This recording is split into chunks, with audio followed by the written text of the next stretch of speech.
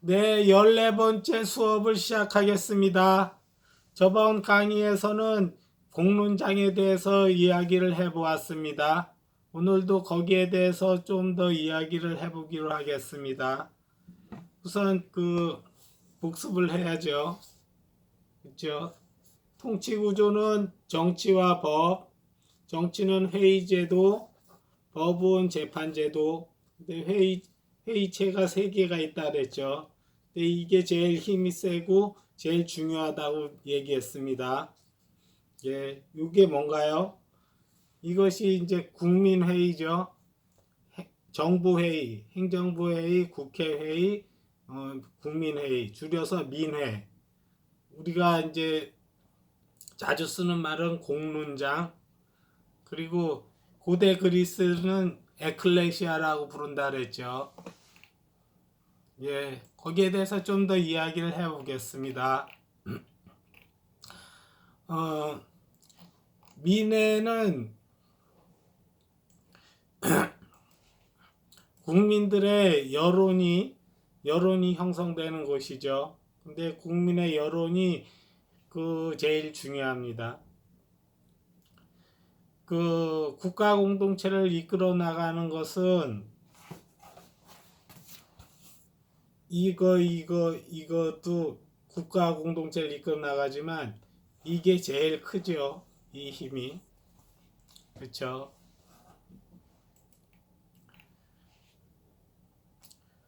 우선 여기에 대해서 살펴봤던 내용이 뭔가요? 공론장으로 들어가는 인프라에 대해서 좀 이야기를 해봤습니다. 공론장으로 들어가는 인프라가 어떤가요? 신문, 방송, 유튜브, 인터넷 커뮤니티 게시판, 대자보, 이게 다 이제 공론장으로 들어가죠. 근데 예전에는 인프라가 제대로 구비되지 않아 가지고 특정 사람들만 공론장으로 들어갈 수 있었죠. 그러던 것이 인터넷이 생기면서 이제 각종 커뮤니티 게시판이 생기고 유튜브가 생기고 그랬죠. 근데 그것이 많이 생기면 생길수록 우리 민주주의는 한층 더 성숙하고 발전돼 나가는 거죠. 예. 모든 사람이 대한민국에서 태어난 모든 사람이 누구나 공론장에서 자유롭게 자기의 의견과 자기의 사상을 펼칠 수 있어야 그게 진정한 민주주의입니다. 거기에 관련해서 민주주의는 여민인가 위민인가에 대해서 이야기를 해보았죠. 민주주의는 여민인가요? 위민인가요? 여민은 국민과 함께 정치를 하는 거고, 위민은 뭐죠? 국민을 위하여 누군가가 정치하는 거죠. 근데 민주주의는 무엇이다? 여민이다. 그렇죠, 여민. 왜 그렇죠? 이것 때문에 그래, 이것 때문에. 이게 없으면 어떻게 되나요? 이게 없으면 위민이 되죠. 국회의원이 나 대신 정치해주고, 대통령이 나 대신 정치해주죠. 나를 위해서 정치해주죠. 근데 그건 이게 없을 때나 통하는 이야기인데, 이게 있으면 어떻게 되나요? 직접 정치하는 거죠. 국민들이 직접 공론장에 와서 이 회의체에 들어와서 자기가 직접 정치에 참여하는 거죠. 참가하는 거죠. 그래서 참여 민주주의란 말이 새롭게 부각됐다는 설명까지 했습니다.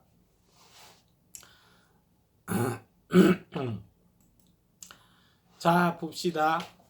이 공론장은 두 가지를 살펴봐야 되는데, 첫 번째는 공론장으로 들어가는 인프라, 두 번째는 공론장에서 활동하는 사람, 이렇죠. 이제 공론장에 들어가는 인프라는 인터넷이 생기면서 그 누구나 자유롭게 공론장으로 들어갈 수 있죠. 누구의 간섭이나 누구의 뭐 허락이나 누구의 승인을 받지 않고도 누구나 공론장으로 들어갈 수 있죠. 기술이 발달함에 따라 민주주의도 그만큼 발전하게 된 것입니다.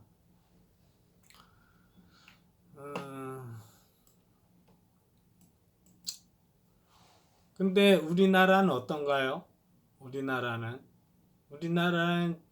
좌파, 우파 이렇게 좀 갈려져 있고 또 그 안에서 자기 진영에 있는 사람들을 좀 그 우선적으로 우대해 주죠. 그래서 자기 진영에 속해 있는 사람들만 이제 자기네가 그 자기네들이 확보한 그런 인프라를 사용할 수 있게 하죠. 일반 국민들은 어때요? 일반 국민들은 뭐 MBC라든가 뭐 KBS라든가 뭐 한겨레신문이라든가 조선일보라든가 그런 걸 좀 이용하기가 어렵죠. 그런 인프라는 그 사람들이 자신들의 좀 입맛에 맞는 사람들을 주로 이제 사용하게 하죠. 그래서 이제 그런 인프라를 좀 사용하는 게 일반 국민들한테는 좀 대단히 어렵죠.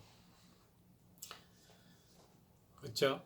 뭐 MBC, KBS, SBS에 출연해서 뭐 자기 의견을 얘기한다든가 뭐 그런 경우가 드물죠. 그러니까 천상 일반 국민들은 이 좌파랑 친하지 않고 우파랑 친하지 않으면은 천상 이제 뭐 유튜브나 뭐 인터넷이나 그런 걸 인터넷 그 게시판을 좀 주로 이용하죠. 그러니까 주로 이용하는 게 아니라 그것을 이용하죠. 그러니까 그 부분에 대해서 우리나라가 민주주의가 좀 덜 잘못 정착된 거죠. 원래 공론장은 어때요? 공론장으로 들어가는 그런 인프라는 좌판이 우판이 상관없이 이 그 어떤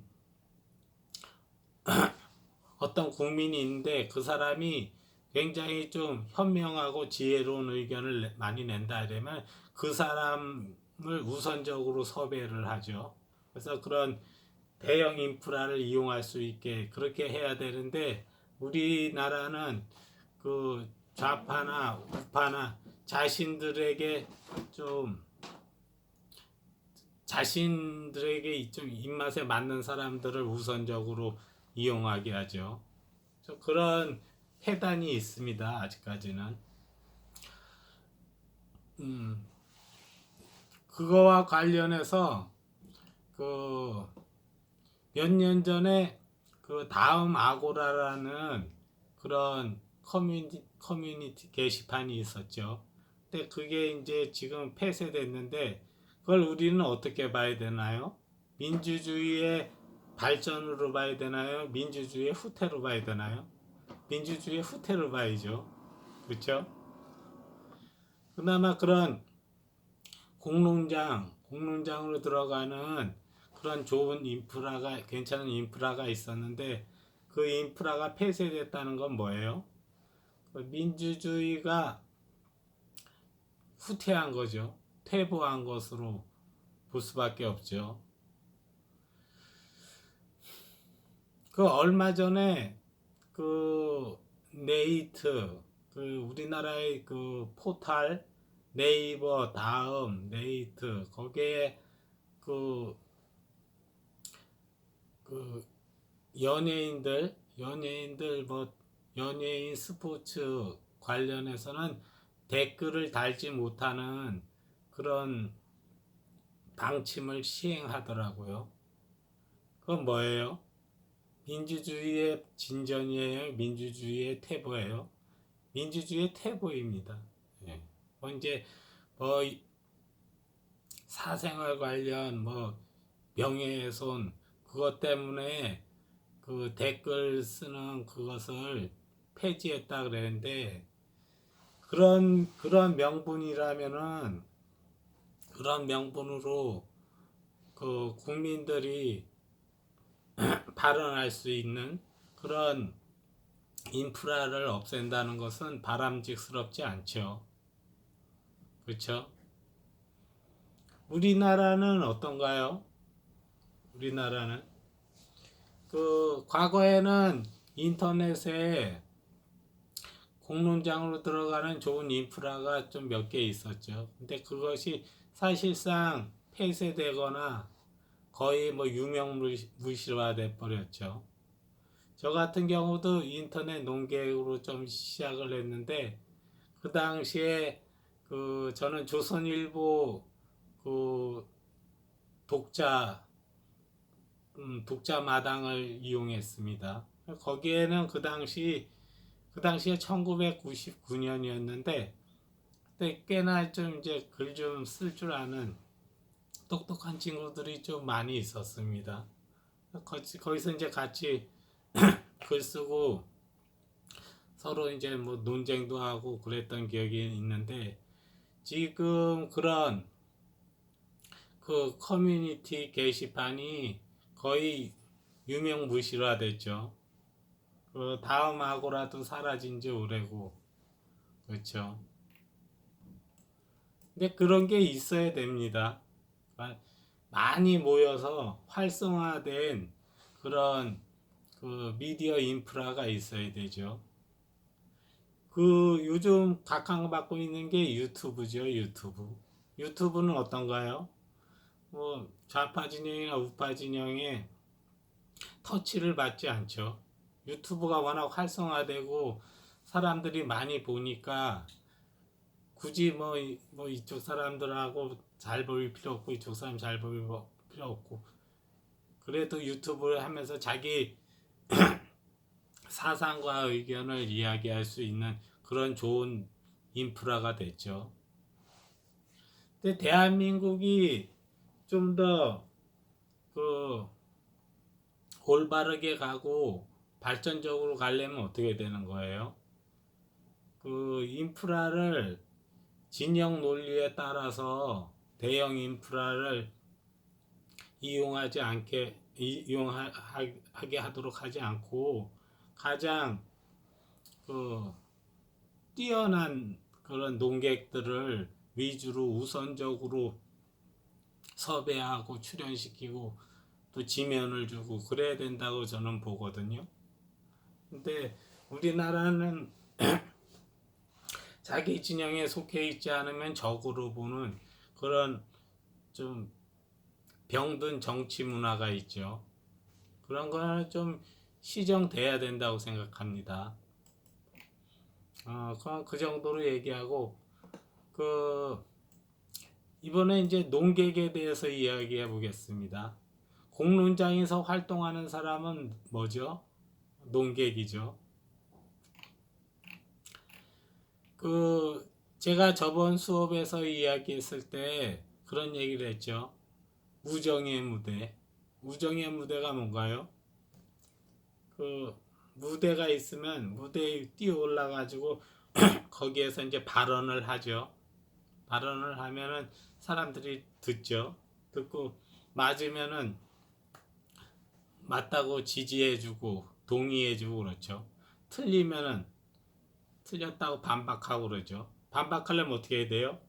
우정의 무대 위로 올라가야 되죠. 아닙니다. 뒤에 있는 사람은 저의 어머니입니다. 이 사람 거짓말하고 있습니다. 틀린 얘기하고 있습니다. 이렇게 얘기하는 거죠. 그래서 이제 무대 위로 올라가는 사람이 있고 지켜보는 사람이 있고 그렇죠. 근데 다수의 국민들은 지켜보죠. 그러다가 나도 좀 의견을 내고 싶다 하면은 우정의 무대로 뛰어 올라가죠. 그렇죠. 그렇게 생각하시면 됩니다. 그럼 이제 우정의 무대에 뛰어 올라가는 사람을 우린 농객이라고 얘기하는데 그 농객은 어떤가요? 레벨이 있죠. 레벨. 아주 뛰어난 농객이 있고 허접한 농객이 있고 그렇죠. 이렇게 있죠. 1등급, 2등급, 3등급, 4등급, 5등급. 그렇죠. 그래서 굉장히 좀 식견이 높거나 굉장히 훌륭한 의견을 내는 농객이 있는가 하면 좀 어설픈 농객도 있죠. 이렇게 1등급, 2등급, 3등급, 4등급, 5등급 그렇죠. 그럼 이 등수라고 그러면 이 등급이 어떻게 매겨질까요? 등급이 어떻게 매겨지나요? 그거는 우리 축구, 야구랑 비슷하죠. 축구는 어때요? 이제 메시가 있어. 메시가 A매치 경기에 나가서 총 몇 골을 넣었는지, 그때 그 평점이 어떻게 됐는지, 그걸 이제 합해가지고 그 등수를 매기죠. 그렇죠? 야구는 어떤가요? 야구는 저 사람이 진짜 뛰어난 선수인지 아닌지를 뭘로 평가를 하나요? 타율로 평가하죠, 타율. 그래서 그 타석에 들어서 설 때 야구 해설가가 뭘 읊어주나요? 뭐 3번 타자 뭐 김민철 선수 타율 뭐 3할 7푼 1위 뭐 이렇죠. 그냥 홈런 몇 개 이렇게 읊어주죠. 그게 뭔가요? 그 사람에 대한 평가죠. 그럼 우리는 그걸 들으면 어떻게 하나요? 아, 이 사람이 1등급 선수구나, 2등급 선수구나. 그렇게 알죠. 3할 7푼이면 매우 잘 치는 거죠. 4할 2푼이다 이러면 어때요? 엄청 잘 치는 거죠. 이 사람이 2할 8푼이다 이러면 1할 3푼이다 이러면 엄청 못 치는 거죠. 이렇게. 그래서 공론장에서 오랜 동안 활동을 하다 보면은 자연적으로 이제 등수가 매겨지죠. 그래서 1등급 농객, 2등급 농객, 3등급, 4등급, 5등급 농객 이렇게 있죠. 그래서 좀 이렇게 좀 뛰어난 농객들이 있죠. 간혹 보면은. 그렇죠. 뛰어난 농객이 되는 조건은 크게 두 가지입니다. 첫째는 인정을 받아야 돼. 저 사람이 식견이 뛰어나고 굉장히 지혜롭다라는 인정을 받아야 돼. 그걸 이제 거기 있는 우정의 무대에 뛰어 올라간 사람이 있고 지켜보는 사람들 사이에서 인정을 해주죠. 존 밀턴이 얘기한 거기에도 그런 내용이 나오죠. 어디 있나요? 진리는 특정 개인이나 집단의 전유물이 아니라 자유롭고 공개된 경쟁에 따른 대중적 인정에 의해서만 생존할 수 있는 독특한 힘을 가지고 있다. 대중적 인정이라는 게 뭐예요? 우정의 무대에 올라왔어. 지켜보는 사람들이 저 사람 말이 맞는데? 이렇게 인정받는 거. 그것이 이제 계속 인정받으면 어떻게 되는 거예요? 그 사람이 이제 1등급 농객이 되는 거죠. 그렇죠? 여러분, 인정을 받는다는 건 뭐예요? 우리는 누구나 인정받고 싶어 하죠. 대중적으로도 인정받고 싶어 하고, 또 이제 그 무엇이지? 사회적으로도 인정받고 싶어 하죠. 인정을 받는다는 거는 굉장히 쉽지 않은 일이에요. 인정받는다는 거는 인간이 가지고 있는 욕구 중에 아주 중요한 욕구인데 자아 실현 욕구에 해당됩니다. 자아 실현 욕구. 그렇죠.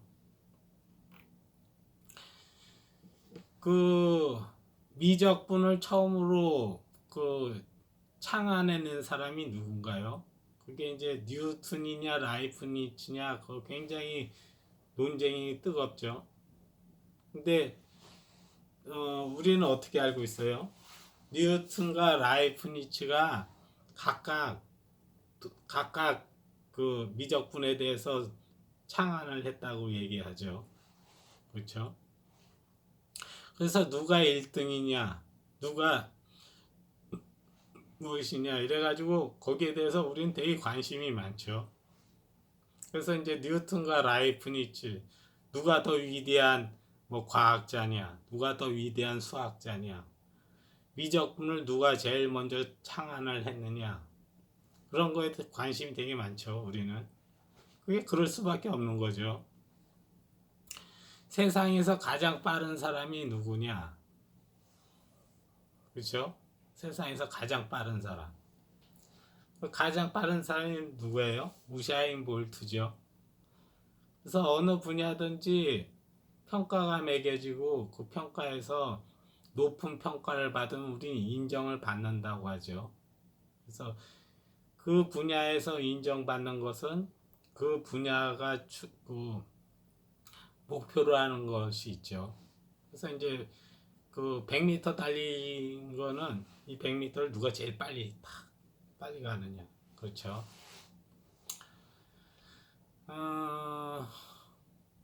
음악계도 그렇죠. 음악계도 누가 가장 위대한 음악가이냐 그러면 둘이 꼽히죠.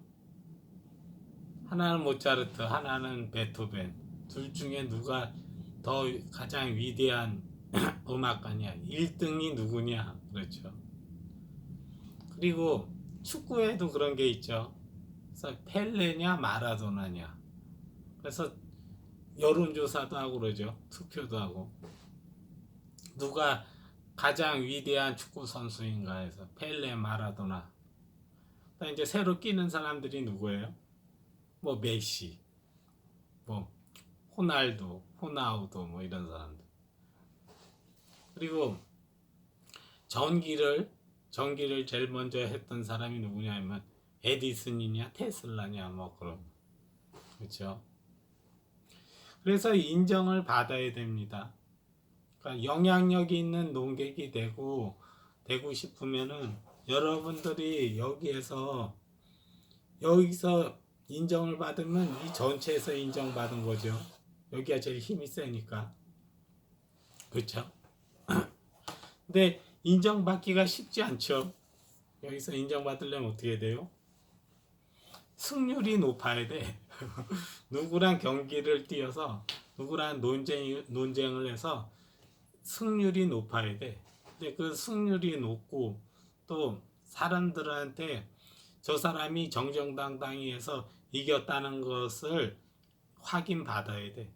비열한 방법으로 이긴 게 아니라 또 그 사람 의견이 여론이 된 적이 많았어. 그렇죠? 그러면은 이제 뛰어난 농객이 되는 거죠. 그래서 1등급 농객은 그렇게 되는 거죠. 이게 한두 해에 걸쳐서 그런 평가가 이루어지는 게 아니죠.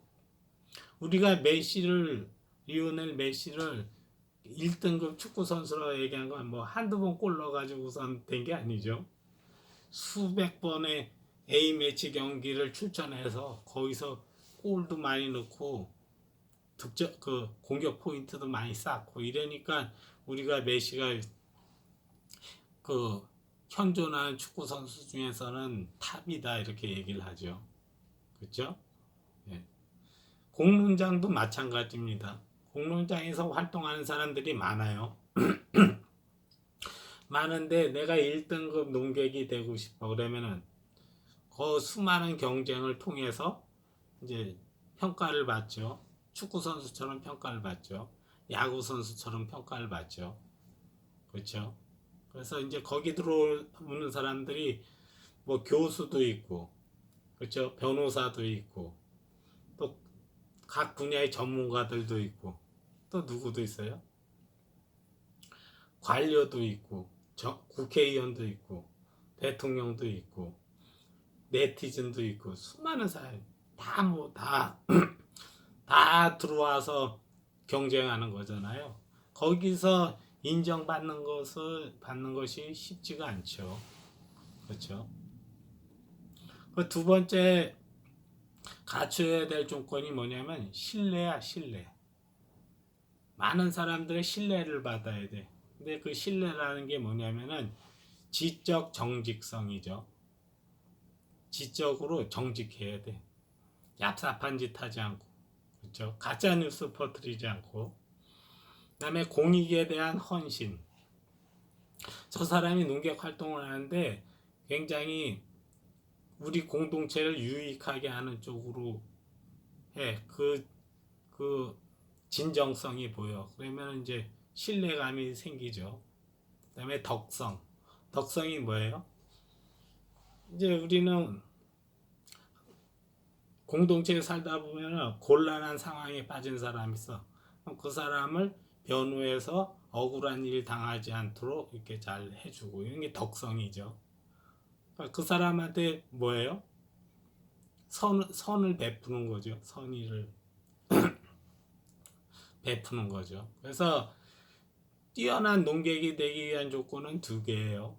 하나는 인정받는 거, 두 번째는 신뢰받는 거. 그러면은 이 공론장에서 영향력 있는 농객이 되는 거죠. 영향력 있는 농객. 여기서 영향력 있는 농객이 되면 어때요? 이 사람 이쪽도 여길 눈치 봐야 되고, 여기도 눈치 봐야 되고, 여기도 눈치 봐야 되고, 여기에 형성된 여론이 대한민국을 이끌어 나가는 거죠. 그래서 여기에서 형성된 여론이 대한민국을 이끌어 가는 거예요. 대통령이 대한민국을 이끌어 나가는 게 아니에요. 민주주의 국가는 국회의원이 대한민국을 이끌어 나가는 그런 체제가 시스템이 아니라고. 대한민국을 이끌어 나가는 건요, 이게 이끌어 나가요. 이게. 그렇죠. 그 1등급 농객을 인정받을 수 있는 사람은 누군가요? 누구나 다 그런 기회가 주어져. 누구나 다. 5천만 명이 다. 대한민국 5천만 명은 누구나 도전할 수 있어. 나도 1등 농객이 돼서 그 영향력 있는 농객이 돼가지고 대한민국을 한번 이끌어 나가고 싶습니다. 이러면은 언제든지 들어와서 여기서 인정과 신뢰를 받으면은 대한민국을 이끌어 나갈 수 있어요. 여기엔 자격 제한이 없는 곳이에요. 뭐 학벌이나 자격 제한 이런 게 없어.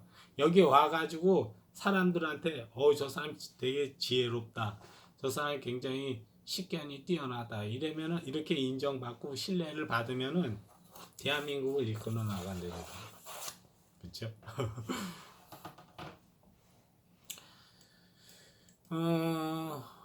정치인 중에서도 뛰어난 농객이 있습니다. 정치인 중에서도. 그 예를 들어보라 그러면은 버락 오바마. 여기 이 대통령이 여기 와서 중심 인물이야. 여기에 있는 담론을 막 주도해. 그런 사람이 버락 오바마가 있어요. 그 다음에 트럼프가 있어요. 링컨이 있어요. 루즈벨트가 있어요. 나 대통령인데 나 여기 와가지고선 이 트렌드를, 이 지금 공론장에 있는 그런 그 시대 정신을 내가 한번 이끌어 보겠다 해서 자기 주장을 막 펼쳐. 여기 와서. 근데 많은 사람들이 호응을 해. 그렇죠? 그런 정치인도 있어요. 우리나라엔 그런 정치인이 있나요? 그런 대통령이 있었나요? 없었죠. 우리나라는 대통령이 여기 와가지고 담론을 주도하고 여론을 이끌고 이런 대통령이 없었죠. 여기 나오기 두려워하죠. 그렇죠? 그래서 기자회견이나 인터뷰나 뭐 이런 거 꺼려하죠. 대통령들은, 우리나라 대통령들은. 왜 그래요? 자기가 이제 좀 생각이 지력이 좀 딸린다고 생각하기 때문에. 여기는 워낙 별의별 인간들이 다 있죠. 교수, 뭐 변호사, 무슨 수많은 사람들이 여기 다 있잖아요. 그러니까 여기 와서 말 잘못하면 망신당할 수 있고 자기 지지율 떨어질 수 있으니까 함부로 못 나오죠, 여기. 그렇죠? 근데 버락 오바마는 좀 특이한 게 여기 나와서 이거를 담론을 주도해요. 참 독특한 사람이죠. 트럼프도 그렇죠. 트럼프도 여기 와서 떠드니까 트럼피즘이라는 게 생겼어. 트럼피즘. 트럼프가 얘기하는 것이 하나의 이념 사상 비슷하게 됐어. 트럼피즘이라는 게 생기고. 링컨이나 루즈벨트는 어때요? 노변 정담이 유명하죠. 그래서 뭐 라디오로 이제 방송하면 많은 사람들의 공감을 얻고 지지를 얻고 그렇죠. 논쟁의 승패는 어떻게 결정나나요? 내 말이 맞는 이유를 설명하고 네 말이 틀린 이유를 설명하고 그러면 논쟁은 끝나는 거예요. 근데 우리나라 지식인들은 우리나라 논객들은 어때요? 자기 주장만 펴죠. 내 말이 맞다는 것만 잔뜩 떠들어.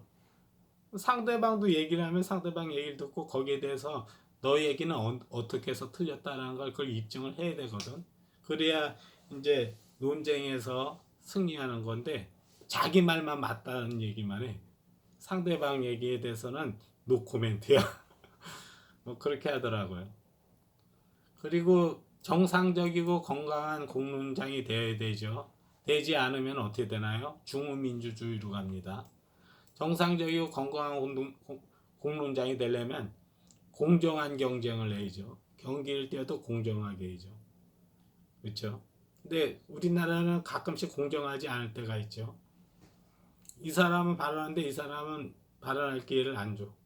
그 대표적인 게 뭐예요? 황우석 사건이 그렇죠. 황우석 사건이 재연할 기회를 달라는데 이쪽에서 안 줬죠. 이 사람도 자기 말이 맞다는 걸 입증할 기회를 달랬는데 안 줬어. 그렇죠. 그리고 또 우리나라는 감성팔이, 선동, 가짜뉴스 이런 게 많이 힘을 많이 발휘하죠. 말로 하는 경쟁과 글로 하는 경쟁이 있는데 글로 하는 경쟁이 더 질적으로 퀄리티가 높은 거죠. 말로 하는 경쟁은요, 그때그때 잔머리를 쓸 수 있어. 그렇죠. 예, 공론장에 대해서 좀 더 자세하게 이야기를 해보았습니다. 예, 감사합니다.